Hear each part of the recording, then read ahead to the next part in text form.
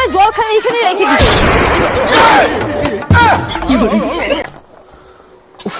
গরমটাও পড়েছে গো।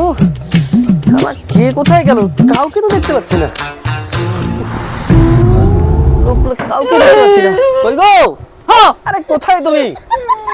বাবা, এত গরমে বাঁচা যায়?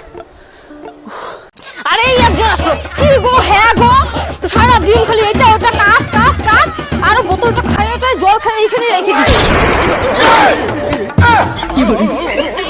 খালি খালি কাজের সামনে সামনে ঘোরে। যাও দেখি যাও, বাড়ি ঘর নোংরা টোংরা করে রাখছে, কোন আর কাজটা যাতা।